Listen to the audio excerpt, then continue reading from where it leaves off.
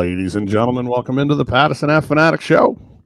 I'm your host, Tom Kelly. With me, as always, my crew of companions, James Gorza, What's happening? Damon Salim, Good morning, everybody. Joseph Francis Marks. Greetings and salutations. So what's been going on, boys? I didn't see you guys last week. Not too much, man. A lot of stuff going on, but how about you, man? How you holding up? I'm all right. Just crazy stuff at work. Had a wedding last week. A lot of things going on. So just trying to get it back here and get back to some Philly sports talk. Nice. So, Nice. dude, with the Phils, is this going to be the season of the injury bug or what? You would hope not. You would hope not, but it's starting to look more and more that case. But I think it has a lot to do with the fact that we went to the World Series. It was a short off season. It was not a lot of time to recoup and recover, and we're kind of going in from one season right into the next. Mike, good morning, Hold brother. on, Mike. And then with the World Baseball Classic, it also didn't kind of help the situation either, I don't think. But Joey, Right. this is kind of weird, though. It's a great question TK brings up, and you touched upon it. But they're like fluky injuries. Now, when I say fluky, the way Reese Hoskins goes down, James, and then Yep. we knew about Harper because he was injured last season, right? We knew that was, he needed to repair that elbow. But then Brad Hall, it's like, dude, you can't run into. Did he run into the wall? Something with that. He slid ran into the bag. bag. He slid to the bases. Yeah, Yeah. it's all fluky. It's Yeah. weird. And then Yeah. Marsh kind of getting a little Marsh. dinged up here and there. With the ankle, yeah. You're right. They're like little injuries. And that's all you hope for, is that they're all just little injuries that you can eventually weather the storm. But I'd like to take a moment to this might be an all-time record for Pat Bernard getting banned from the show. Good morning, fellas. My pants are down and the wood is up. I'm not touching that. At 9:03 in the AM, Pat Bernard has once again gotten himself banned from the program for this week. well, to be Good morning, fair, Pat. Good morning. to be fair, at Good on least Pat Pat. was on topic. I mean, we are talking baseball, and he brought up wood, but no, I'm but not touching that. I Not with your pants down. I'm not touching that. No, Joey. well, You're not going to you- piss on your balls, just piss. All right. Yeah, But just listen, man. a lot of people aren't touching it. That's kind of part of the problem. Oh, that was Wow. awesome. Anyhow. Joey. That was awesome. Boys are Rails? wild this morning already, Uh, right out of the gate. Yep. You're out the gate with the rails. But I would say this is one of the good things that we are going to see with this season, if we're going to look at the glass half full, is that all the people who were saying we wanted to get rid of Reese last season, that we need to trade Reese. Well, now we're going to see how we can produce as a team without Reese for a whole season. And if we don't need him, it'll be proof by this season. It'll be if we this will let you know for sure, Joe. Absolutely. yeah. And to piggyback what you just said there, Joe, and the injury bug, I mean, it's just like, I mean, I don't know what it is, but it feels like we're just like snake bit with it, I mean, with the Reese situation, and obviously now with Derek Hall, and I mean, it's just like, I mean, those are the things that are going to happen when you now you got to a World Series and try to get back there again the second time. I mean, the second time is hardest than going to the first time, because like that. I mean, the Phillies did it obviously in 2009. Don't get me wrong, but that team was ready to go for like a championship run from that 2007 to 2011 hole, and that's. But the thing, I mean, it is concerning. Don't get me wrong, but how we can try to nurse it is. It's going to be harder than that. And I like what Mike said. I think Darren Ruffalo might be a good fit to bring back with the Phillies. I always liked them. Yeah, I mean, here's the other thing that we're kind of missing too, and Tom brought this up a couple weeks ago, is that on paper the Phillies roster looks really good. This is before all the injuries. Now you add in some of those injuries, and you look at like someone without a Reese Hoskins and Derek Hall, Ranger Suarez, Painter.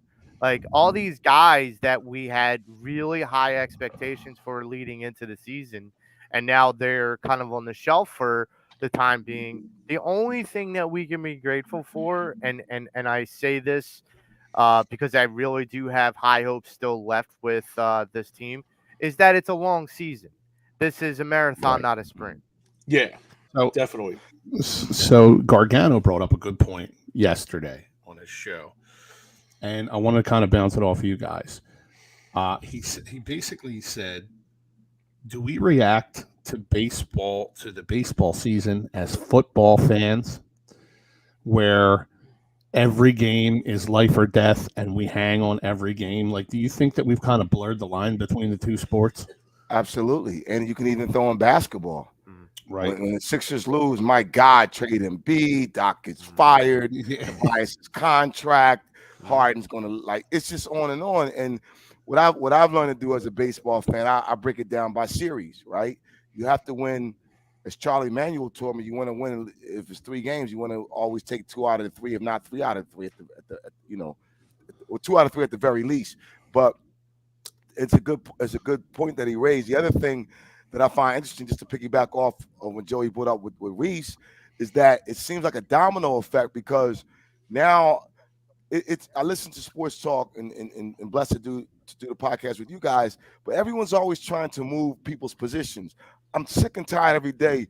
Bohm needs to be at first. Like, I like Bohm at third. I just do. I know he's not the greatest defender, but let a guy settle into his position. Now we have to shuffle everyone around, and that just affects everything. And it's unfortunate, like Joey said, let's get rid of Reese and let's bring this person. It's like we're never satisfied with the player and or the position. Now we have no choice because of the injuries that we have to kind of move things around, not because of those circumstances that's presented. I feel like there's a lot more platooning and a lot more moving pieces around and trying to tweak nowadays than there was back in the old school days. The old school days, you put somebody in there, and you allowed them to blossom into position, and if they couldn't get it, then you replace them. Yeah, it's not all this platooning and kind of how things are done nowadays. I mean, I guess it's just different.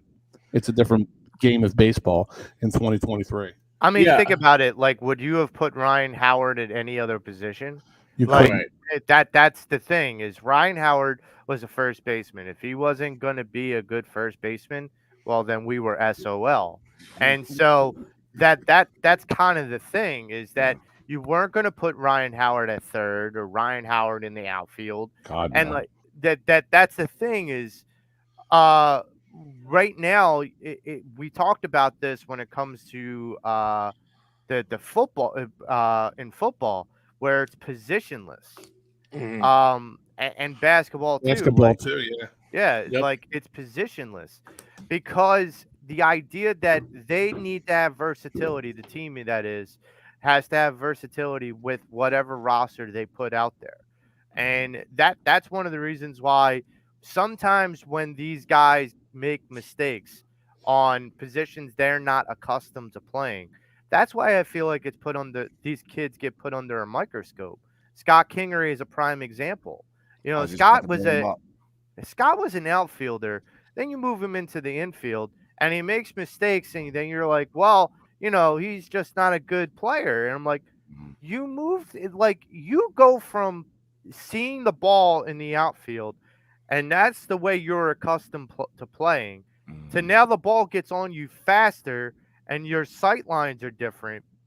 And now, because you can't adjust quick enough, you're in a city that needs you to do that. And because you can't do it quick enough, that makes you a bad player. It's not a fair assessment. As far as the Alec Baum to first and some of this trend that's going forward, I don't disagree with Damon in the sense that guys that like Alec deserves to be at third, but I think someone like a Nick Castellanos, who's not the most athletic outfielder, and a Kyle Schwarber, who's not the most athletic outfielder, although he's still better than Castellanos, could be good and serviceable at first. And you get someone who's more athletic and got more coverage in the outfield. First, in my opinion, first base is really the marquee position in today's baseball where you can kind of fluctuate people in and out. I mean, it's probably the easiest position on the field, I would think, to defend. But other than that, I don't really see many other positions that are. You can't just move anybody to the hot corner. You can't just put anybody in the outfield. Obviously, shortstop and second base, same thing. So, Yeah, definitely. To piggyback what you just said, Joey. I think it's just like tongue in cheek, like who to put at that first base helmet. I mean, for years.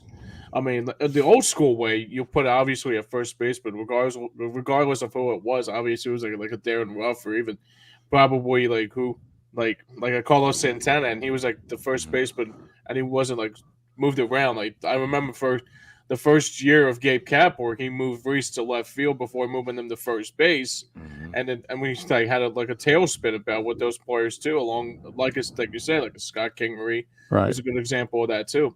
Back in the day, first base was where catchers went to die. Yeah. Sad but true. And the other thing, and I was going to mention right before Joey mentioned Scott Kingery. Take that guy who, again, he's in the Tobias Harris realm as far as contract, right? And because he didn't live up to the standards when they try to bring him in the infield, and they kept moving around. He's a young player. Baseball, as you guys know, and Joey, I know you play. It's a game of habits. So if I don't know where I'm playing, if I don't know what order of the lineup I'm going to be in, that can mess with you. So I think that, and again, as fans and also as sportsmen, I think we've lost our patience with players. There's no more room for allowing a guy to evolve. Right. I think that's the beauty of sports, and more importantly, the beauty of life. Yeah. I mean, this show has evolved. People evolve. People grow. You have to give them space and time to do that. But we're such an instantaneous society right now that it's like if he doesn't get it in the first 3 innings, send him to the dugout. I mean, think about it this way: is the way that the era in where we live now. Someone could get on Twitter and express their opinions in seconds, and that's all it really takes is someone like putting out a tweet, Reese is garbage, or Howie Roseman needs to be fired, or whatever, Matty B. But like that's the thing is like we live in an instantaneous society where people can put out their opinions not in days, not in hours, not in months, but in seconds.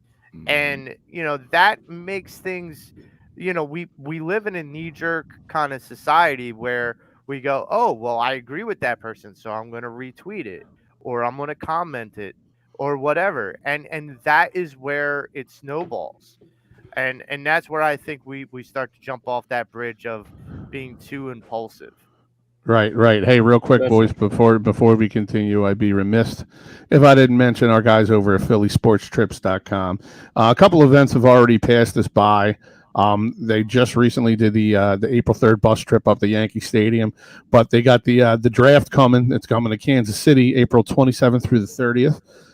The Philadelphia Union, Denver, Colorado, May 13th through the 16th. That sounds like it should be a fun trip.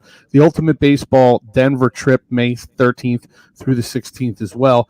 And then the London and Leeds Union, May 24th through the 30th across the pond. So head on over to www.phillysportstrips.com.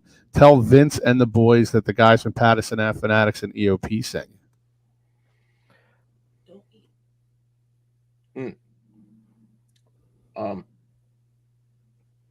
Yeah, I mean, Philly Sports Trips does a great job with that. It's probably the best business available to get Philly to go to a road trip, regardless of who it is. I mean, there's a lot of baseball games to go around. So yeah, definitely check them out. A lot of the Philadelphia Eagles road games and a lot of different events.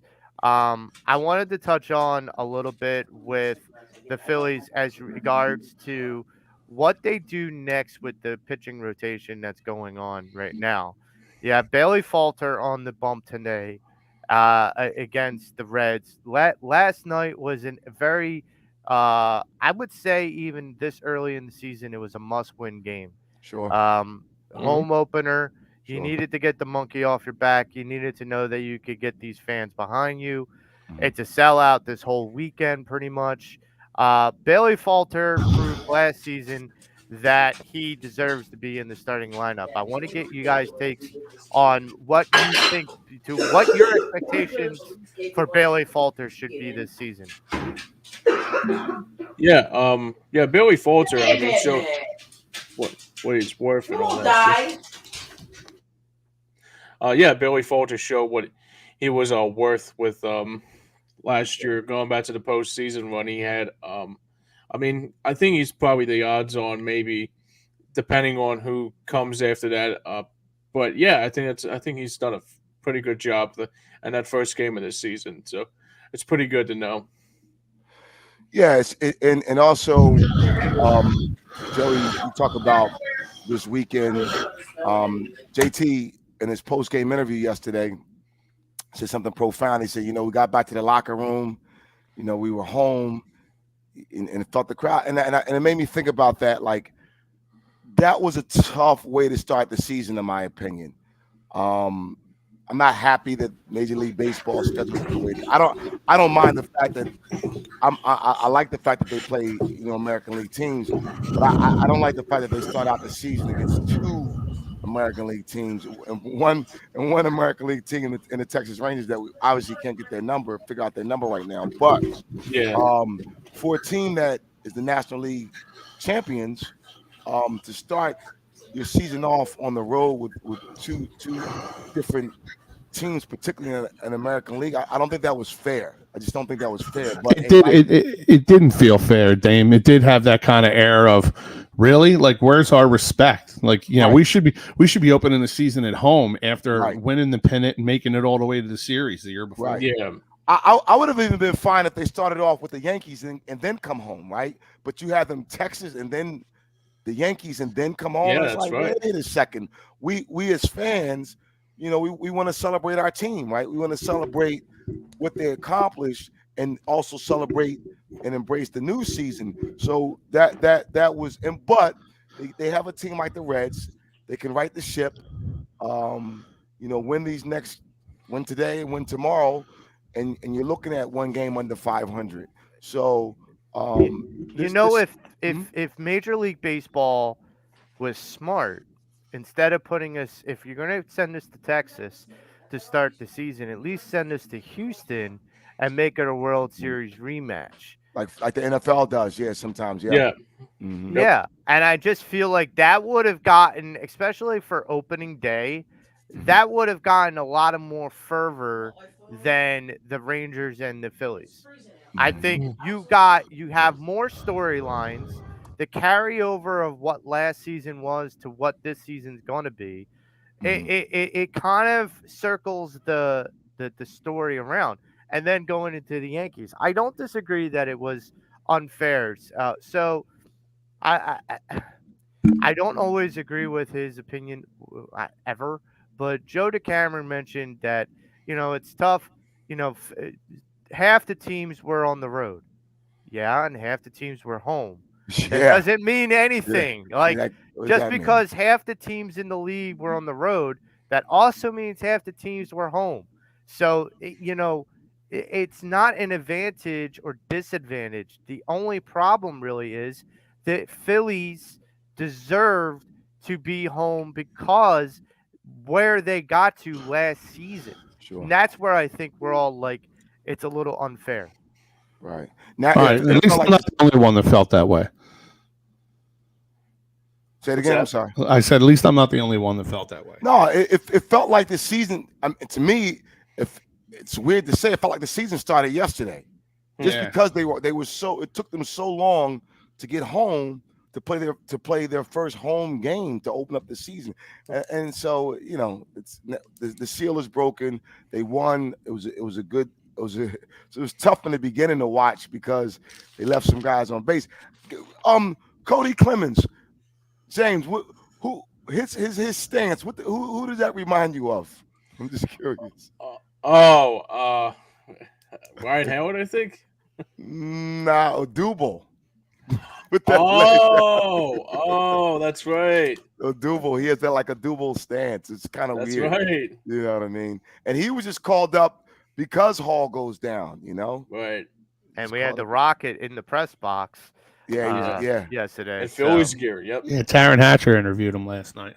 I still want to know if, instead of Bailey Falter, we could pull a Jamie Moyer and get the Rocket back in pinstripes. What is he, And, 44, 45? I mean, let's be clear. Jamie Moyer was pitching until he was 45. So, Yeah, he was. Good point. Yeah, and he was also throwing about No 45. release. He was also throwing about 45. So Yeah, just not forget that either. Yeah, that's slow. Hey, but he not- wanted to help us with They the were, World timing Series. they were timing his pitches with a sundial. can you imagine the pitch clock with Jamie Oh Moyer? my God! Oh my God. Oh my God! That's a good one. Yeah, I no. mean, they would have to extend the pitch clock at least by 10 seconds, 15. maybe. They use the pitch clock to time his pitches. That's crazy. No, but speaking of which, guys, I have to say, man, that game started after the hoopla and everything. Nick Sirianni throwing out the first pitch. Started at 3:15, whatever it was. I mean, to be over within 2 hours and some change, 2.5, 2:40. Here comes another contrary take by the one and only Matty B. What did they deserve? They lost the World Series. They got what they deserved. Their blue flag. Come on, what is going on with Philly sports fans? Been a Philly sports fan my whole life, Matt. Nothing. We're not doing anything out of character, pal. Yeah, we can't celebrate the fact that they went to the World Series, right? And, you how can't. is what we deserved as National League champions putting us on the road for 6 straight games, one series being on the West Coast and one series being against another team that went pretty far into the playoffs, that they were a couple wins away from being in the World Series themselves. So no, Matt, you don't have a leg to stand on with that, friend. I mean, the fact that we weren't in the playoffs for 10 years or something, I forget the number. 10 years. I'm no one's saying have a parade. No one's saying No, any of that. none of that. We're just saying we it was a great run. We enjoyed it. It gave And us something like I think in general, a World Series aside last year, the Phillies start the season. No, Texas isn't on the West Coast, Matt, but you know what he's saying. It's still a different time zone. I feel like the Phillies don't start their season at home enough, in my opinion. I feel like they're on the road. If we were to look it up, I feel like they start the season on the road a lot more than they start the season at the bank or, the vet prior to that.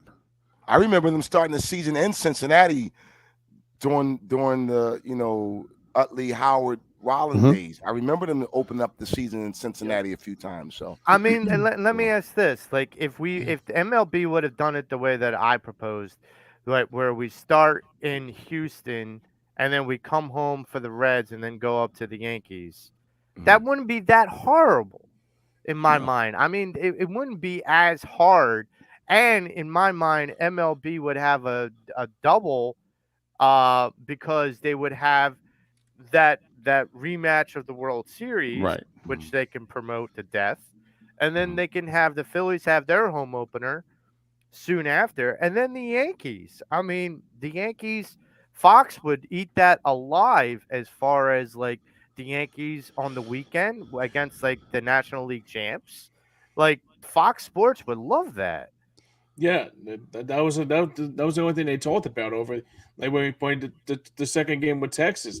Yeah. The only thing they talked about was like how great the Yankees look with the rookie, and I'm like, that would have been must see action for them if the Phillies would have played the Yankees and Right. the World Series, not open the World Series, but open the season rather. I agree. Yeah. I agree. Well, listen, there's a basketball team in town. The Philly season is young, and we can we can get into that for. Oh, real quick though, before we go, how about our boy Harper, man? He's hitting off the tee. Yep, he's running bases too. He's looking pretty good. Yeah, it's looking like he's going to blow the projected time out of the water here. Yo, Dame. So it was nice to see the Sixers handle business last night with barely any starters in the game. Yeah. I think we saw our future backup point guard last night. Yes, sir. Shout out to the Blue Coats and Springer and the other young kid. I can't get his name out, but was it the dunk champion?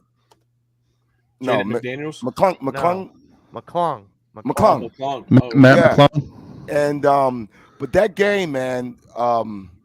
How about they actually played against the Hawks starters, and I thought that game was good on so many levels because you could see, Harden and Tobias and Melton and those guys cheering for those guys, and that to me only brought the team closer together. I know people were upset that Doc had those guys playing against Miami the other night, but I think some of it was to get Embiid to show up the scoring title. We probably won't see anybody else. I don't know if he's going to play. Who's going to play? I know Embiid and Harden's not playing tomorrow. I don't know if Max is going to get around. I don't know how he's going to do done that. for the year. So pretty much everyone's done. It was a good game, good comeback win. They're just tough. It's a tough team, so it's a good win. Springer out there picking pockets. He's a good defender, man. He's a good defender, and like I said, I think his kids should get a shot next year. I don't know. I know people on Facebook were saying put him in the playoffs. I don't know if that's going to happen, unless it's a blowout one way or the other. But it's good to know that he should be able to get a spot next year on his team. If they don't trade him, who knows? I will say this. I mean, Jalen McDaniels. I'm sorry. Yeah, that's what it was. Yeah, I'm a big fan of, I guess, both Same here. McDaniels now, Jaden and Jalen. But Jalen McDaniels, man, he has proven to me that he's a bigger pickup than I ever expected to get. Same here. And he brings a lot to the team that could very well help this team in long stretches, especially in the playoff run, because he's long. And I think that last night's game and the Brooklyn game are going to give him key minutes and confidence in what he's capable of doing. But it kind of goes back to the Tobias dilemma, Dame, and that is if these guys are picked and plopped into a starting lineup, or if they're put into a rotation with these other stars like Harden, Maxey, and Embiid, how do they adjust their role? Last night it was like a rec center game. Like all of them were just trying to get theirs, but they were also trying to share the ball. Right. Where when you have a ball dominant guard like Harden or a ball dominant center like Embiid, those kind of guys aren't going to get those same kind of open looks all the time. They will once like double teams happen, but there won't be like that free for all. There won't be that versatile spots where Jalen can get 20 points. If Embiid's on the floor, Jalen's not getting 20 points. Well, also too, Coach Lyman talked about it last night. To your point, actually, it is also based on the minutes. So if he's allowed those type of minutes, and remember he was in the starting lineup a few months ago before he got hurt. He was playing well before he got injured, and then kind of worked his way back. That's a factor as well. I think that I would like to see, and he's starting to do it a little bit more, Harden trusting the bench a little bit more, and letting those guys get opportunities when they're out there with him, instead of like just not trusting them. He's starting to do it a little bit more. But yeah, if you can get, hell, man, if you can get 10 points from him off the bench, along with his defense, that's only a plus for the team and obviously a plus for him. and giving him that encouragement, that encouraging him to be better. I don't want to push too far into the future, but obviously he's a guy that this kid can start for us at some point. And my wife, we were watching the game, and she leans, she says, "I miss Thibault," and I said, "I don't." And she said, "Well," I said, "Listen, I like Thibault, and I shared this with you guys before, but he peaked.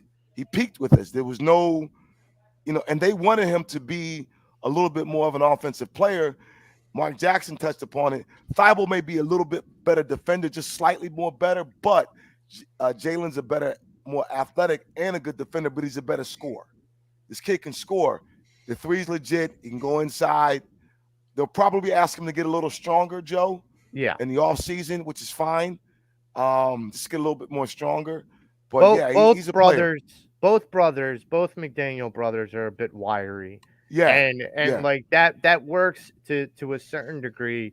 But I mean, you put him on the Joel Embiid kind of bulk up and and get stocked and ready to rock. Yeah. Then you look at this team, especially after last night's game, and I got to be honest, like the future is very, very bright for this Sixers team. Yeah, I agree.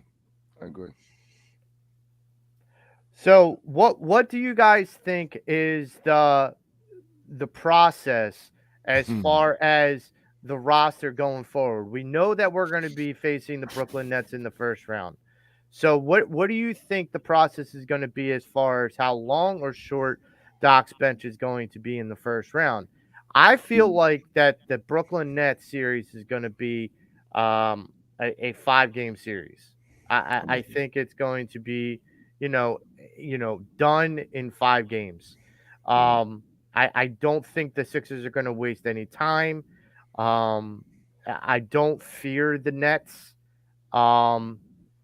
What's your take on the Nets series coming up, Dame? Couple things. I felt 5, but listening to you, I'm thinking 4.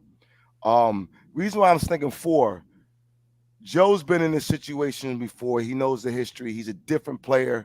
Harden's a different player with these guys. I think they're going to be about business. Doc mentioned something last week. He said,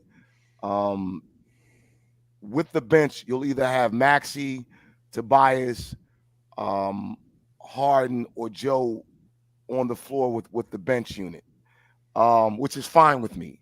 And if you go back when Harden was out, he had an opportunity to let those guys play, so to get familiar with each other in the regular season. And he actually talked about some guys may not play at certain times, and he owned up to it, and they didn't. Right? There were times he even pulled Tobias. There were times he pulled Shake. So depending on the matchup and how things are going, that's going to determine who's who on the court. But having one of those starters on there is going to be a plus. So to your question, Joey, I think the bench unit, you're definitely going to have Melton. You're definitely going to have, hey, there he is. You're definitely going to have Good morning, boys. Good morning, brother. Morning, Frank. You're definitely going to have McDaniels, obviously. Paul Reed will be there, but it's going to be with an asterisk because he may go small ball at times, depending on the lineup. But Melton and McDaniels are definitely a lock as far as playing time, and then you can kind of figure out, if need be, with the other guys, House Jr. and depending on foul situations. But I think that Doc's approach, along with his coaching staff, is going to be different than what we've seen. What I mean is he's already closed everyone off. We're going to go into this thing healthy. We haven't done that. I couldn't tell you the last time. I think, matter of fact, this is the first time Joel Embiid's going into the playoffs healthy. I can honestly say that. I can't recall a time that he hasn't. And let's go back to the Boston game. I've had people say, well, Jaylen Brown didn't play. Okay, he didn't. Maxey struggled once again. So I don't want to, push forward, but in order to correct that, when we get to that point, you have to let Maxey get off early against Boston. I know Joe, everything runs through Joe. You let Maxey get off early. This kid's tough. Boston's going to do what they do. They're floppers. They're tuggers. And that last game, those refs pissed me off because White clearly pushed Maxey out of bounds. The guy Williams pulled on Joe. Even at the very end, Smart tried to do a flop. That's what Boston does. But you can even argue we should have won the game prior to that when Tatum hits the three. They can beat Boston. It's just a matter of the Sixers doing what the Sixers need to do. Ball movement, and we have to rebound better. We'll get a stop, and damn it, these guys get the ball on us. That's my biggest gripe with them. Find a way to get the ball. But going back to your original question, Joe, he's going to mix and match, and I like the fact that he's going to have a starter out there, at least one, if not two, with the bench. Frank, welcome to the show. And what do you think about the Sixers Brooklyn Nets upcoming series? I think the Sixers they're not going to have any problems with Brooklyn. They really aren't. It's the second round that I'm worried about. And fair. I know I just heard you, Dame, but that's fair. That's fair. That's fair. If they got to play Boston in the second round, they got our number. I mean, they know how to do it. And I mean, maybe in a long series it'll have a different effect. And you're right, JoJo's healthy for the first time, and Harden's healthy. Yeah, and I've noticed the same thing that you've noticed, Dame, that their rebounding sucks. Yeah, I mean, it just especially offensive rebounding. They're not getting the putbacks that they need to get. And it just seems like, the shot goes up and the guys take off. In the playoffs, it becomes a half-court game. They've got to focus on that if they're going to beat Boston. They can't. Well, they can't get lazy has to step up under the boards. Yeah. Well, I mean, Maxey's defense. Harden is what Harden is, but Maxey needs to play a little more defense than he does. I would say his offense with Boston has to get better, though. His offense, he has to attack those dudes. He's not. They got a lock on him for whatever reason. Yeah, well, he's got to figure that out. That's part of being a young player. He hasn't quite gotten to that level yet. I mean, you see it happen with these players that in their early 20s they got a lot of energy and they got a lot of jump, but they don't have smarts yet. But he crushes Milwaukee. He crushes Milwaukee, but he struggles against the Celtics. Yeah. Yeah. Well, I you know what I think? I think Boston has better athletes on the wing than Milwaukee does, and you need an athlete to stay with him. I mean, we got so lucky getting that kid, and he's very athletic and he's very fast, and that's how they match up with him. You can't put somebody slow-footed with Maxey; they'll just kill him. And Boston can match up with that. As much criticism as Morey has had in the past couple of months, you have to applaud Morey for the idea. And I know that I don't believe he's the one that drafted Maxey, but just the idea of what he's surrounding Maxey with, and the motivation that this organization is putting behind Maxey. But you have him, and then you have D Melt, and then you have Jalen McDaniels, as we brought up before. You have Jalen Springer. You have a lot of young talent that when this is all said and done, and we talked about it once before, the window for this team closes when Embiid leaves. I'm not entirely sure that's true anymore. I don't think so. And I feel like the transition is going to be smoother. James, I wanted to get your take on the upcoming Brooklyn Nets 76ers series. Yeah, I think the two things I say about this Sixers team is basically that is I'm kind of anxious to see is how they fare with Brooklyn. I think they do very well with Brooklyn because I think obviously I don't think it's going to be a long series with them, to be honest.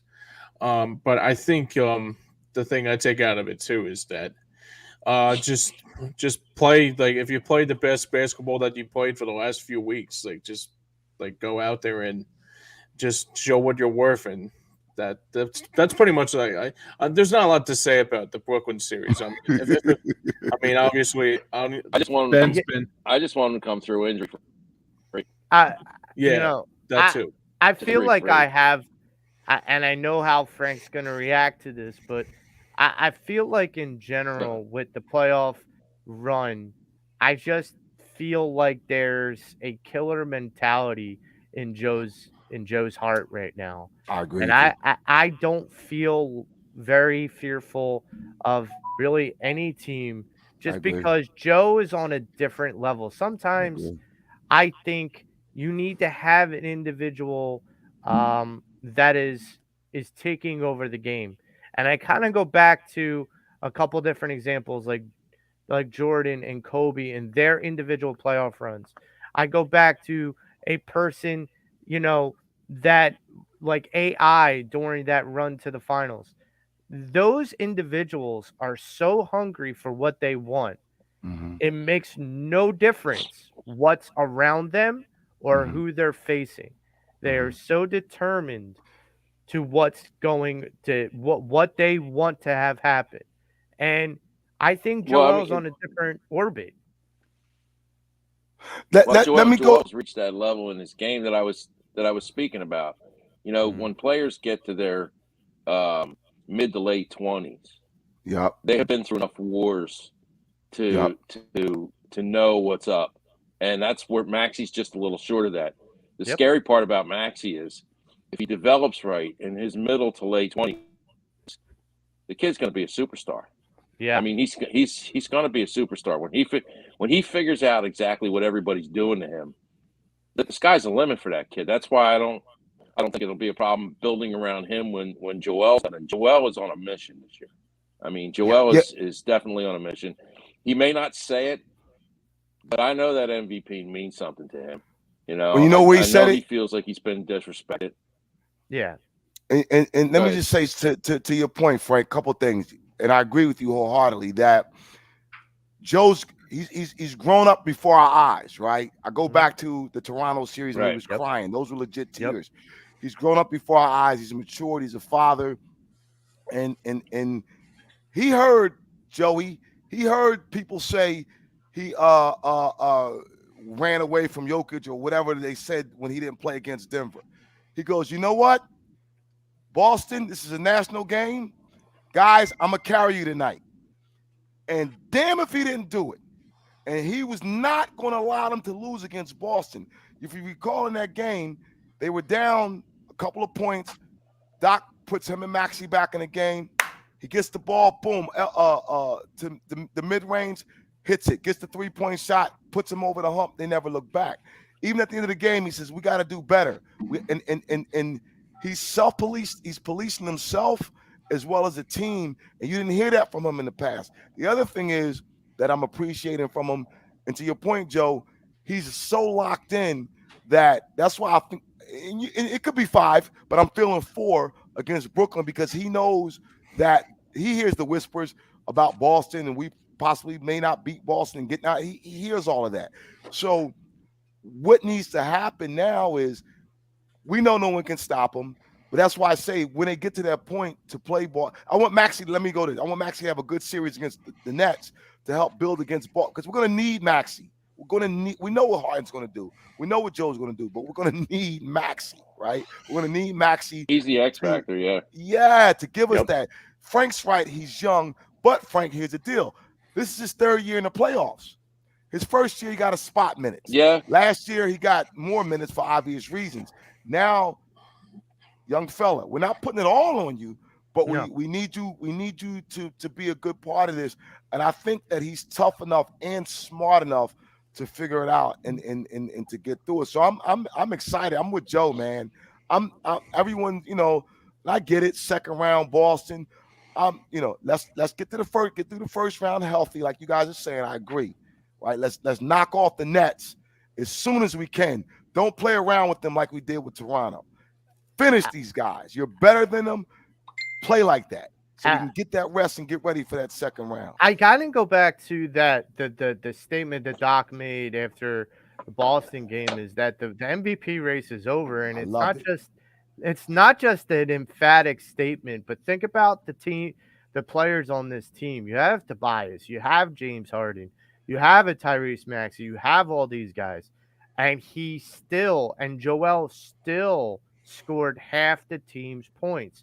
Superstars know when to shine and know how to shine when it's that moment in time. And I agree with you, Dame, that like his maturity throughout the years. Look, we've all made mistakes in our lives, but what we learn from those mistakes helps us grow as people. And for him, he's made mistakes. He has had downfalls. He doesn't have that 2'5" guy as an albatross around his neck anymore. He doesn't have the fat James Harden holding him back anymore. No. He's like, damn that. I'm coming after what I want. I am taking what I want. Look, certain guys, certain players in this league, when they want something and they are so determined. I look at LeBron when he went back to Cleveland. He was so determined. Kobe, when Shaq left, he was so determined. Jordan, when he came back from retirement, he was so determined. These guys put out effort, put out energy, put out skill that was profound. For Embiid, my feeling is that this is a guy that's going to do much of the same thing. I've said this before, and I'll say it again. Joel Embiid's not just the MVP this year, but he's been the MVP. It's just because the NBA and Adam Silver gave it to Jokic because of certain analytics that he filled versus what Embiid filled. And I'm glad that they made it very specific about having to play a certain amount of games in order to be eligible for that award. Because now you can't say, oh, well, if this guy takes 10 games off, it's an indictment. No, he fulfilled the requirement. That's all that you guys asked of him. This isn't a participation award. This is a performance award. Yeah. I want to touch base because I think we lost Tom. I'm not entirely sure, but yeah, I think he's having some technical difficulties. So I wanted to jump into your Philadelphia 76ers. Philadelphia Eagles. We have the draft upcoming, and I know a lot of people have different viewpoints of where the Eagles are going to go with number 10 and number 30. Some people have the guy Carter coming to us at 10. Some want Bijan Robinson. Frank, we haven't gotten your take in a while about this, and I really want to hear what you think the Eagles should do at number 10. Well, what they should do is if Carter falls to them, they should take Carter. They will never take a running back or a cornerback at that position. They just won't. It's not what Howie does. If they're going to take a cornerback high, and if they're going to take anybody high, it's going to be a cornerback. If the linemen aren't available, he'll trade back. He'll trade back and get some more draft capital out of that position. He knows he'll be able to get a cornerback, maybe at 15, maybe at 16. I don't expect him to draft 2 first-rounders simply because he doesn't do that for budgetary reasons. You know, when he has 2 first-round picks, one of them is a leverage trade piece, and he's going to trade back because he doesn't have many middle-round picks. Actually, he doesn't have any. You know, it's 2 firsts, a second, and I think he's out until the 6th after that. So really, Frank? He's got gas to fill, and there's going to be players there that they're going to want, and he's going to make moves to fill those positions, unless Carter falls to him. If Carter falls to him, they're taking that guy. I mean, all things aside, you know, even though the guy had a really bad pro day, you have to take into effect that it was like, what, a week and a half after his court date? That stuff's been on his mind. He hasn't been motivated because of that stuff. And I think putting him next to his teammate and having the Kobe Dean behind him, I think he'll feel like he's home. I think that kid will be a great player for us. I'd love to see him there. I'd love to see him get Bijan, but he's not going to be there when they need to pick him. I think a better solution is, what's his name, Krebs from Alabama. That guy they're going to be able to get in the second round. I would love him in the second round. Bijan's just a dream. It's just somebody we're dreaming about. He's never going to be here. I agree. See, for me, I feel like Bijan might be going to the Cardinals earlier in the draft. I feel like the Cardinals are going to try and take a running back in order to supplement whatever Kyler Murray is trying to do. Because you're not guaranteed Could go to that Dallas Kyler. too. Yeah, he could, but Dallas picks later, and I don't see you're basically saying he would last past 10, which I just don't see happening. I feel he like absolutely will. Nobody takes running backs that high anymore, Joe. Nobody. Well, he's not that agree. good a guy. He's not that good. I agree, but I also feel like the need for the Cardinals, because they don't know what they're going to get out of Kyler. And that's the big problem, is that you have a guy like DeAndre Hopkins that wants out, so your offensive core is already breaking down, and you already have a quarterback that's half in, half out. You need some sort of stability, and a running back like a Bijan Robinson could give you that stability. I get that the whole logic of that they don't draft them that early, but. Joe, that in a nutshell describes the life of the Cardinal organization. They have never been good drafters. They've always drafted with the wrong frame of mind. And it's just, in today's football, it's silly to take a running back that high. It's just silly because they just don't have the value they used to. I mean, when I was young, man, 8 of the top 15 picks were running backs because that was the game back then. Game's changed, and it's all about down the field. And running backs are just, I mean, they don't even want to re-sign them anymore. Even if the guy's good, they'll let him go after 4 or 5 years. They don't care. They'll get another one. They'll just grab another kid. And I mean, this would explain why. This is why the Cardinals are what the Cardinals are, because if they take Bijan, it's a foolish move. It's like the Giants taking Saquon. I mean, that was a dumb move by the Giants. Even though Saquon's had a great career, what has it gotten him? Right. I mean, he's been in the playoffs once in his tenure there. Once. I mean, go Cardinals, do what you want to do. And then that's the thing, is I'm not saying that there would be a smart move by the Cardinals, but I'm not the Cardinals GM, nor am I a Cardinals fan. So I know that the Cardinals are going to make boneheaded moves. I know a lot of teams before us are going to make boneheaded moves. I do, however, believe that there are going to be a lot of quarterbacks drafted. But in regards to your comment about back in the day with the running backs being drafted early, I could also say a lot of that with regards to the receivers.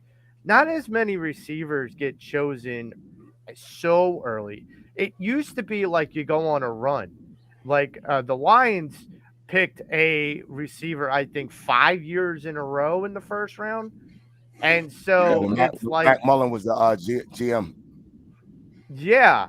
And Matt Mullen was the GM, you're right. Yeah. That was the thing, is like he was like, I'm gonna hit on one of them. I might as well keep putting that hand in the cookie jar until I get a piece of gold. And he did with Calvin Johnson, but that was about all. That was about all he got out of all of that. Howie did the same thing. Yeah. Yeah. But the only pot of gold that he got, but the only pot of gold he really got was Devontae, and I think that was low hanging fruit considering he was a Heisman Trophy winner. Well, from what I read, I'm sorry, Joe. I'm sorry. Go ahead, finish. I'm sorry. But I feel like we don't get Carter or we don't get Bijan. I feel like we're leaning more towards someone that can help us in the trenches, but I would lean more to a linebacker or a safety, honestly. And I know that I am just wishful thinking that the Eagles are going to draft a linebacker in the first round. Let me have my fantasy Not look, gonna happen. Frank. See, the problem I have Yeah, with you that. can. The problem I have with that is a couple things, and Frank can attest to this.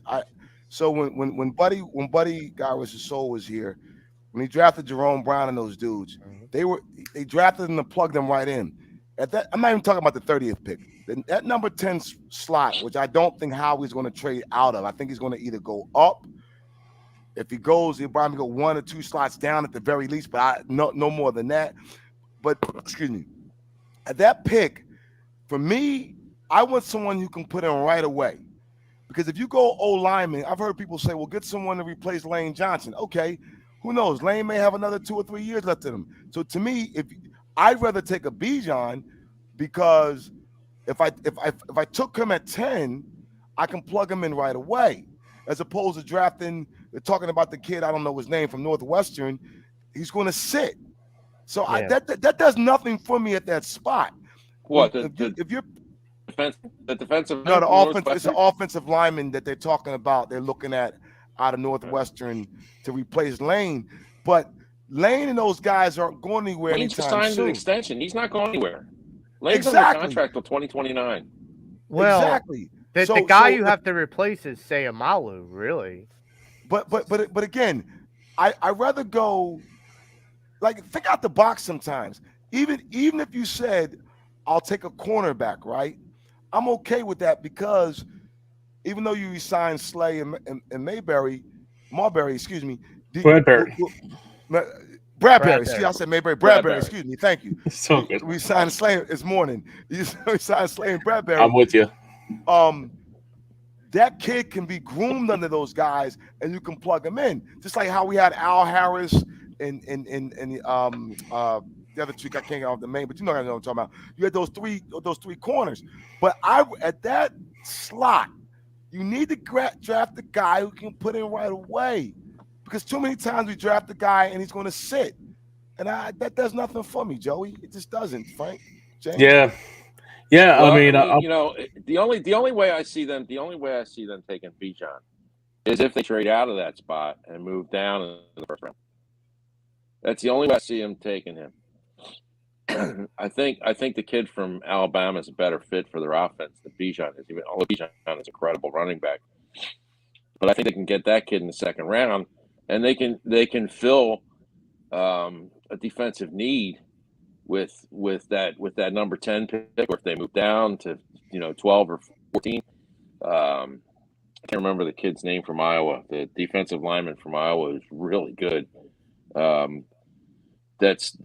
everybody's talking about. Jeez, I can't remember his name. I'm just looking back right now. Well, the guy you're talking about from Alabama is Gibbs. That's the running back from Alabama. Gibbs is a guy I think they can take in the second round and be happy with it, because he's a good running back. Here's my bone to pick with, and I'll get to you, James. Here's my bone to pick with Alabama running backs. Listen. I think Alabama is a great program, and I think it turns out a lot of great talent. As far as longevity running backs, name me a longevity running back that came out of Alabama. I don't need longevity. Right, but you don't also have talent.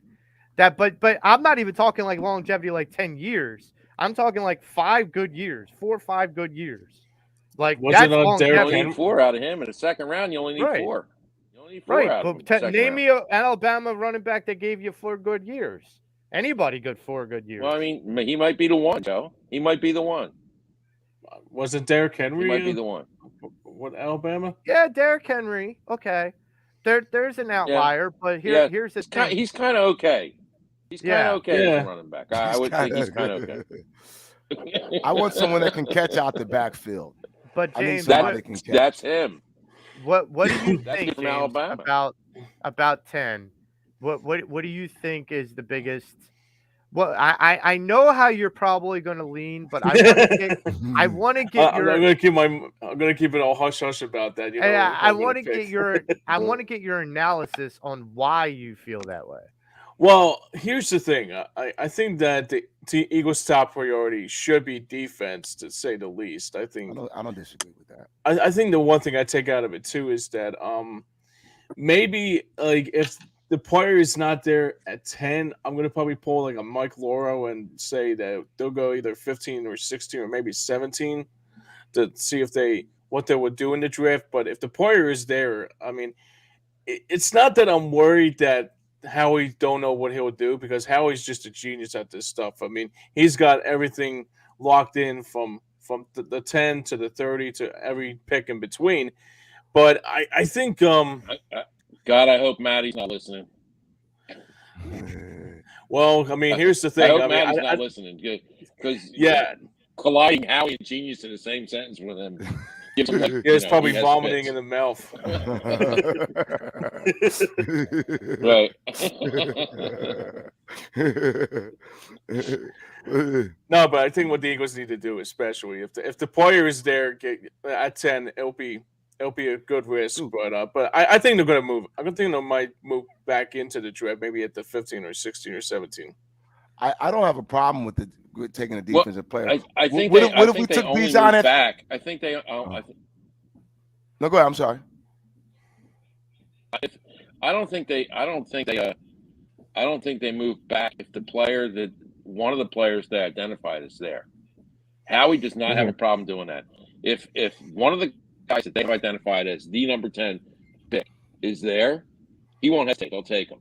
So you don't see him moving that up. being You said, don't see him moving up, Frank. You don't see him trying to go up. No. From 10. No. Okay. No, I don't think so either. No. He's going to sit at 10, and if the guy they want falls to him, he's going to take it. If those guys are going to, they probably have a list of 2 or 3 guys that, if they're in this position, I'm taking them. And if there's not, then he does the smart thing and he trades out of the position to somebody who wants to move up, and he'll garner another first-round pick out of it. He'll fill some of the gaps in the middle of this year's draft. I don't like that. That's where Howie is slick.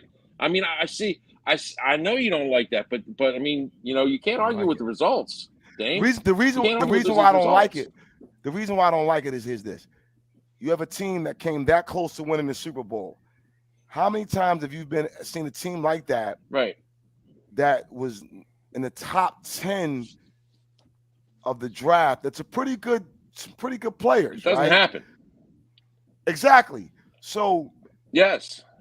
You want to take the player, and I get, Frank, I get where you're coming from. That I'm just trying to, but it's like it doesn't make even to the point where it's like, and I said this last week with the guys. I know people say you're not supposed to take a running back at 10, but if Bijan Robinson can help you, right?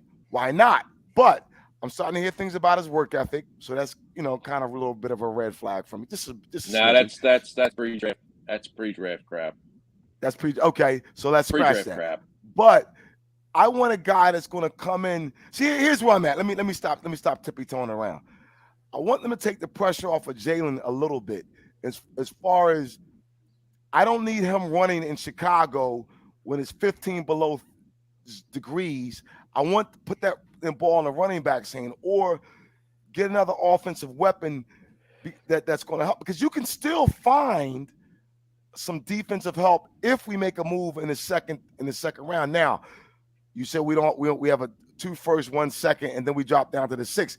We know he's gonna get into the second round. We know he's going to possibly get into the 3rd or the 4th. He's going to find a way. He's just that good. But at the same time, I want him to be able to draft a player or 2 that's going to help us, not for right now, but to help replenish the unit, the O-line or the defensive line moving forward. So I mean, for me, it's a matter of he's going to trade back more than he's going to trade ahead, only because that's been Howie's MO for the last 10 years. I also feel like with how you've seen talent in this league get drafted later, I wrote an article about Isaiah Pacheco, who is the Kansas City Chief running back. He was drafted in the 7th round. Now, he's not like a stud running back. However, you can find some of those diamonds in the rough if you're looking in the right spot. And so for me, it's a matter of how he expanding the draft in order to give more probability for him to be able to find those diamonds in the rough. And look, I am all about if they drop down to 15 or 16, and I'm curious, Frank, where do you think Bijan's going to go? Because if we drop, like, where do you think he's going to go as far as number? Well, if an idiot organization like the Cardinals passes on him,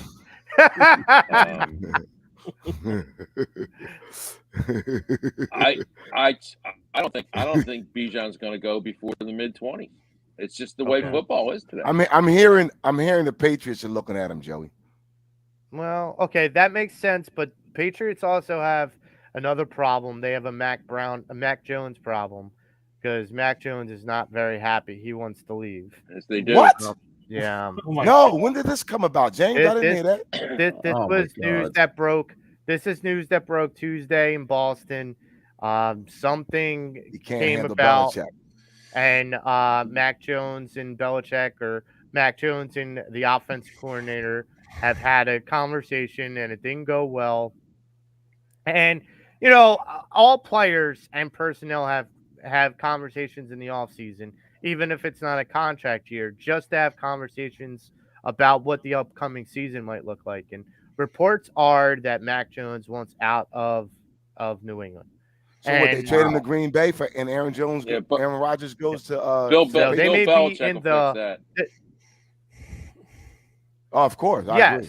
But here's the news that I'm possibly hearing is they are willing to trade Mac Jones in their first round pick to move up in the draft. This could just be another ploy to try and get another quarterback, someone like a Bryce Young or an Anthony Richardson or someone like that, or Stroud. Right. That's all They're three not of those Stroud. guys, right? But all three of those guys aren't Belichick guys. They're not like prototypical pocket passing. Well, Stroud is. Belichick. Stroud would be. Well, Stroud's still would definitely be a. Stroud would definitely be a Belichick guy. He could be, but I still see Stroud as a dual threat. So like he wants a guy that's going to sit in the pocket. He wants a Tom Brady 2.0. Sorry, we only make one per generation.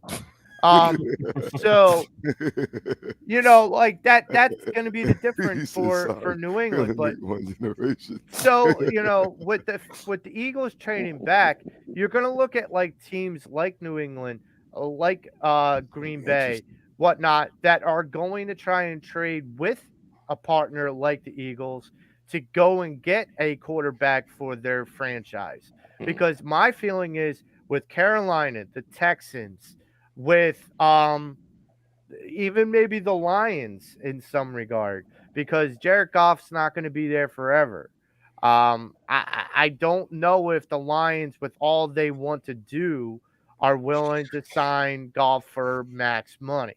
Well, a Mac Jones will fit Detroit because they're not too far off. That might not be a bad move for them. Real, and not to go off the rail. So the Aaron Rodgers, would that be a thing, James, where it's like Aaron Rodgers is traded on draft day, but it's not official until June? One of those deals. I mean, yeah. The thing about it too, I think I talked about this as just speculate to see what it could be. It could be a possibility. It could be draft and he gets traded, but then again, that's up to the Packers to give their hand to the Jets. That's the one thing I take out of it too. So anything can happen. Here's the thing: is that if they do it on draft night, they're going to bend the Jets. The Packers are going to bend the Jets over and say, "Listen, we're going to take everything you have," and And the Jets I are don't dumb want enough to to give I it. don't want to picture how they're going to bend them over. I'm going to leave that. Yeah, trust I me, mean- Rogers was in the darkness for Rich Freed. Listen, I'll just say anything wrong with that. We already had No. somebody take their pants down with the wood, so I don't Yeah, want well, to picture how listen. they're going to bend them over. Listen, Yeah. Aaron could take his leeches and his diarrhea colonoscopy pads and take it to New York and sit in the dark and do all that Osaka or whatever it is. And, he can do all of that as much as he wants in New York. The problem is that the Packers aren't willing to pay Aaron's salary on top of wanting to get 3 first-round picks. They don't have confidence in their quarterback. The Packers don't. So, in their perspective, in the backup, Well, I mean, from that's Jordan Love. It's and this is why the Cardinals and the Jets of the world are so helpful to the rest of the other teams, because the Jets are just stupid enough to trade away 3 first-round picks back. I mean, on draft day. I mean, they've On done draft everything day, else Frank. to facilitate what he wants on the team, and they're going to wait. The Green Bay's going to be like, well, you've structured your team around this guy's wants and desires, so I'm guessing you want this guy. So if you want this guy, this is what it's going to take, and the Jets are going to go, okay, we'll give it to you, and they'll screw themselves for another 10 years. But that's what the Jets do. I mean, it's just they're pathetic. They just are. That's kind of like the thing. And to answer your question, Dame, is like that's going to be the difference about where the Eagles move, is how the other teams move too on that board, because then everyone else's needs change, and Howie has to work along that system. So if the Packers and the Jets come to Jesus moment, and they literally the Packers get what they want from the Jets, then the Packers' needs change, especially if they get 2 first-round picks and they want to move up to get one of those top-tier quarterbacks, because they're going to have to give up a lot to get into the top 10 or even to the top 10. I mean, keep in mind something. If you get a desperate enough team, and Frank brings up a great point, you have someone as boneheaded as the Cardinals and the Jets. There are other teams too that are just as boneheaded and are just as desperate. That number 10 pick is very, very enticing for any team that wants to be desperate enough to get into that top 10. And Howie is smart enough to take them for everything they're giving, especially if it still gives Howie what he wants. The players that he wants. Howie lives off of those guys. Howie lives off of guys like that. I mean, and he knows it. I mean, I'm sure his phone has been ringing about stuff like this, and he knows who's going to want that pick, and he's going to pick their pockets. He's going to take them. He's going to take what he's going to take, and that I'll say this again. That is only if the guys that they target aren't there. Aren't left there. Mm-hmm. If the guys that they're targeting are there, then they're going to take one of their targets. But Howie's not a guy that reaches in the draft. He doesn't do that anymore because he's been burned. Right. So he's either going to take the guy that they want, everybody agrees to, or he's going to trade back and get draft capital. That's what he's going to do. I think that was proof last year with Nakobe Dean's draft pick. Is that, he didn't go and get really impulsive even in the 3rd round and go, I got to go get him. He's like, if he's there, he came to him. I'm going to take him. It came to him. He did it. He did do it a few years ago, and it's worked out with Dallas Goedert. He did go up to go grab Dallas. I'm just and you guys make great points. It's got me thinking that was a smart move because the Cowboys were going to take him with the next pick. Oh yeah, and they could use him. The Cowboys were going to take that kid with the next pick. No, you guys make great, and it just makes me now think like it's really interesting because it's a chess match, it's a puzzle, it's exciting, it's like, but no matter what, I personally, whatever position it may be, you want to bring somebody in that they can put on the field right away. I don't want to see the guy in spot moments or special teams. I want to see the guy come in and make an impact on the team right away. Let's be Carter's clear. Carter's that kid. Let's be clear, is that whatever player is drafted, and whatever this defense looks like, there's going to be growing pains. But Sure. I honestly think that the talent level that is going to be on this team for defense is going to be better in the long run than what it was last season. So And Joey, I know a lot of people don't believe that because I don't know of about that. Jalen's contract. I do, because if you But- draft the right players, that Joe, makes all the difference. so that brings me to this question. So with our new D coordinator, I mean, I'm hearing that it's a similar style as Gannon's, but I'm hoping it's not. It's Yep. closer to Vic Fangio than it is Gannon. Okay, so with that said, do they, to Frank's point, if Carter's there, do you snatch a Carter because now, let's face it, Jordan Davis has to play, right? Yes. We drafted him high. Yes. We got him through his rookie year. He's a rookie, right? The system, the whole nine. But now it's you have to play, young fella. This is your year to step into play. What do you do in that regards to one, make sure that he's on the field healthy, and then two, compliment him if it's a Carter, and would Carter be ready to step in and go full throttle? Sean Killen checks in Well, and says, I think the Cowboys are going to get wide out Jordan Addison. But I'm sorry, Frank. I think that's one of the reasons why they re-signed Fletcher. Is if Carter's available, they'll be able to ease him in, rotating him with Fletcher Cox, just like they did with Jalen Davis. I think Davis is going to step up this year. Hargrave's gone. Everybody has doubts about Nakobe Dean and whether he can do the job, but he's playing. I paid a He's lot playing of this year. attention last year, and Nakobe Dean didn't get a lot of playing time. I know that, but he didn't get a lot of playing time last year. But whenever he was on the field, I was trying to isolate what he was doing. Okay. And he was in on every play. Right. That kid was in on every play. I don't have any fear at all that he's going to step in and be productive. And I think that was just the Eagles using the dollars that they spent on the linebackers that they had. I agree. Especially both being wonder guys. I agree. Letting them play. And they know they had this kid. They said, let him learn.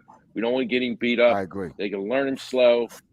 I agree. I think you're going to be real surprised with what Nakobe Dean does this year. And I think you're going to be surprised with what Jordan Davis does. I think it's a reach to say they're going to have a better defense than they had last year, Joe. But they don't need a better defense.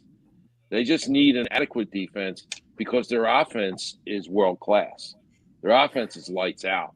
And they're going to beat teams with their offense. You don't need a great defense. Kansas City defense sucks. They can't stop anybody, but nobody can stop them. I mean, period. Nobody can stop them. Yeah. We did, but we fumbled once and gave up a punt return. Eagles better fix their special teams. That's what we had a D coordinator. We had a D coordinator that chose not to be aggressive, and that just can't happen. It just can't. Well, you're going to get more. You're going to get more of the same with this guy because he's the same. He's birthed from the same pattern. No, but when I say, listen, he's not going to blitz. It's just not what they do. And I'm going to say something. That's not coming exactly from Gannon, buddy. It's Sirianni believes in that theory too. Listen, when I say aggressive, you don't have to blitz on every possession, but at some point, and Joey's going to fill me on this. You have to make adjustments. If the guy's coming on the field and just gashing you for whatever reasons, there were no adjustments in that Super Bowl in the second half. Zero. It's like sticks and hopefully something will happen. Well, that's not going to happen. If I'm trying to make lemonade, I can't use apples. I got to go get some lemonade. I got to slice them up. You can't blitz that quarterback. You can't blitz him. No, but what you can do, best quarterback in the league off the blitz. But Frank, what you could have done, as I said this, and I'm going to stay, make him feel you. Take a penalty. I'm not saying hurt him. I'm not ever trying to hurt anybody. But you have to make that guy feel you. We know he's great. I'm not denying that. We didn't even allow him to feel us, Frank. We didn't even allow us to feel him. Well, Damon, it wasn't the quarterback. It wasn't the quarterback pressure that cost us that second half. It was the fact that Gannon dropped into umbrella coverage and not checking the not disrupting the passes on the line of scrimmage. That you're going to see more of that with this guy. That's what he does. You know, I mean, that's this what is where Fangio preaches. It's don't get beat deep, don't get beat deep, don't get beat deep. That's the theory they work on. And this I is mean, where it's I believe me, it's go. unsavory for Philadelphia fans to sit there and watch this, who grew up in an era of Reggie White. You know, it's just to not see that kind of blitzing, aggressive play drives us crazy. But that's the game. This I mean, is that's where what you're seeing. You're going to be upset. I'm telling you. This is where I kind of, go into the side of defensive strategy. People think, and I'm with Dame because as an ex linebacker, I know that you want to have that quarterback know that you're there. You want the eye bulging look as that quarterback looks at you, thinking this guy's coming for me. But blitzing and stunting and kind of getting in passing lanes, those all work in tandem. I feel like when you drop linebackers back and you say that's what you're strictly responsible for is a tight end or a running back, when you say that to a linebacker, you are cutting their nose off to spite their face. You are sitting there saying to that offense, don't worry about your passing lanes, they'll be wide open. Don't worry about feeling us from the gaps or whatnot. You will have wide open gaps there. Understand something. Blitzing isn't always just about getting to the quarterback. Blitzing is sometimes about disruption. It's about disrupting, getting that quarterback moving, getting into the passing lanes, making that quarterback have to adjust his eye line, his sight line. Like that is the difference. That is not always about the linebacker's got to go in for sacks. I don't care about that part of it. That part is cute and nice and great. But if you disrupt a quarterback, it can change the game in your favor more times than not. That's where I go with blitzing. And again, I'm with you, Frank. The game has changed because you have more athletic quarterbacks, you have more versatile quarterbacks that are able to adjust. But that just means that the defense has to adjust as well as far as how far they stunt down into the gaps, how far or how much they disguise their blitzes. That's the difference. That's the difference between a good defensive coordinator I think and a bad defensive coordinator. I think the Eagles' defensive philosophy. They built this defensive line to be fast and reflexive and aggressive, and I don't think they play their secondary with that in mind because you can really trust the defensive line to get home. They proved it last year. So, okay, these guys have proved that they can get home. So don't play umbrella coverage. Bring those guys up on the line. Throw the wide receiver off his pattern right from the jump, right from the snap. And now you're giving your defensive line time to get home because now their routes are disrupted. Okay, you don't really have to blitz if you do this. But the problem with that is, and this is why they play the umbrella coverages, it can lead to getting beat deep. You know, Well, they don't want anybody throwing over their head. And I mean that's you could tell. I mean, Gannon played scared. Gannon called defenses that were he was coaching scared because he didn't want to get beat deep, and it wound up getting us beat. If you're not looking at the tape and seeing that, then you don't deserve the pay you're getting. This is the difference, though. I don't disagree with the corners being physical because I always like any kind of physical defense. However, look at like what the penalty was that cost us the game. Bradbury being physical with the receiver and then gripping on because he was going to get past him. Yeah, but that was downfield. No. That was off the line. But that was downfield.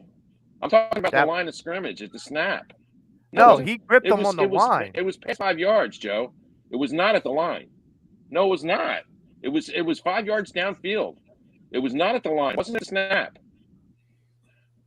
That and besides, he shouldn't have made that call anyway. But that play was not at the snap. It was it was 5 yards down, and that's So First of no, all, I think I don't even want to I talk hear about both of you how saying. the two So no, cornerbacks what Joe both fell is for the saying same is that. play. I mean, it cost us touchdowns. But here's the thing about that. Like, even if he'd have done something like, when I say disrupt, and they scored on every possession, right? They scored on every possession, and we've been over this a million times with the Super Bowl. But even if you'd have threw a cornerback blitz, just try something. Give me something. And you gave me nothing. So for me, as a fan of the game, and I'm watching this, and as a huge fan of the Eagles, obviously, I to sit back and like you called it, Frank, an umbrella defense, that then you know what? I have to rely, because there are going to be games when I need my defense to win games for me. It just is. It's 17 games in the season. It's a long season. You're gonna have to have some games where your defense is gonna have to step up. Now, for the most part, we know the defense was I great don't all disagree year. with any of that. Even in the playoffs against the 49ers, you know, you showed where you put some fear in the quarterback. No, you're not going to put fear in Patrick Mahomes. I would never disrespect him like that to compare him to Purdy. But again, there's nothing wrong. Even Brady, okay, has felt defenses before. Even Tom Brady's felt defenses. And if he can feel a defense, why can't this guy? So I'm hoping that was the strategy on how to beat Tom Brady, is make him feel you. Make him feel you. Yeah, make him feel you. And we didn't do that. But I'm hoping that all changes. So we'll see. So that's going to wrap it up for today's show. I want to thank everybody. Tom Kelly, who had some technical difficulties, James Scorza, Damon Saline, Frank Finnegan for jumping on. I'm Joe Marks. We are the Pattison Ave Phanatics. Let's go Phillies. Let's go Sixers. And we'll see you next week. Later. See ya, guys.